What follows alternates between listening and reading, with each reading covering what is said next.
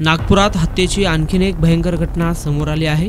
नागपूरच्या नामांकित वृत्तपत्राचे माजी फोटो जर्नलिस्ट विनय उर्फ बबलू पुणेकर यांची अज्ञात हल्लेखोरांनी त्यांच्या घरी गोळ्या झाडून हत्या केली आहे। पोलीस सूत्रांनी दिलेल्या माहितीनुसार विनय हा त्याच्या सदर परिसरातील राजनगर येथील घरी असताना अज्ञात हल्लेखोरांनी त्यांच्यावर हल्ला केला आणि त्याची जागीच हत्या केली।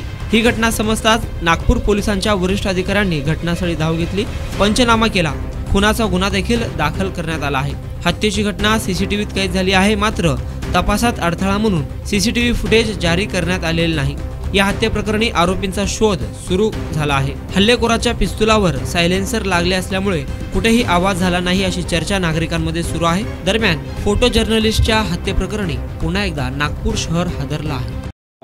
हत्या करण्यात आलेली आहे, त्याच्या अनुषंगाने आम्ही प्राथमिक आम्हाला जी इन्फॉर्मेशन जे फुटेज आम्हाला त्या ठिकाणाहून प्राप्त झालेलं आहे, तर त्या व्यक्तीचा आम्ही शोध घेत आहोत आणि हा गुन्हा लवकरच आम्ही डिटेक्ट करू। काय कारण वाटते सर? काय जुन्या संपत्तीचा वाद आहे की काय आहे? काय जुनी रायवली आहे? सध्या आतापर्यंत आम्ही जे काही प्राथमिक आम्हाला आहे, काय फुटेज मिळालेत, काय फोटो मिळालेत, त्याच्या अनुषंगाने तपास सुरू आहे आणि पुढे त्याचं निश्चितच आम्ही कारण मिळेल की कोणत्या कारणाने हा घटना घडलेली आहे। आरोपीचं काय एक तरुण दिसतोय त्याच्यामध्ये, काय त्याच्या अनुषंगानेच आम्हाला काही फोटोग्राफ्स मिळालेले आहेत आणि आम्ही जे CDR जे मृतकाचा मोबाईल पण आम्हाला मिळालेला आहे, त्याच्या अनुषंगाने सकाळपासून कोणी कॉल केलेले आहेत, कोण आलेले आहेत, कोण येणार होते, या अनुषंगाने आमचा तपास सुरू आहे। पुणेकर आहे, एकटे राहत होते का इकडे? काय काय माहिती? प्राथमिक माहिती तशीच आहे की एकटे राहत होते। आणखीन इतर आम्ही संबंधित नातेवाईकांची आणखीन चौकशी केलेली नाही।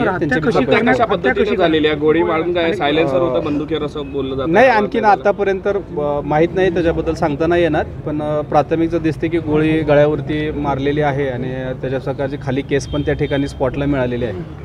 सर त्यांनी आपल्या कुठल्या मित्रासोबत शेअर केलं होतं की त्यांचा झगडा चालू आहे, काही मुलांसोबत चालू आहे? तर आणखीन आम्ही तोपर्यंत पोहोचलो नाही। प्राथमिक जी माहिती आहे की आम्हाला प्राथमिक आहे की आरोपी डिटेक्ट होणं महत्त्वाचं आहे, त्याच्या अनुषंगाने आम्ही तपास पथक तयार केलेलं आहे। एक राऊंड दिसतोय प्राथमिक फायर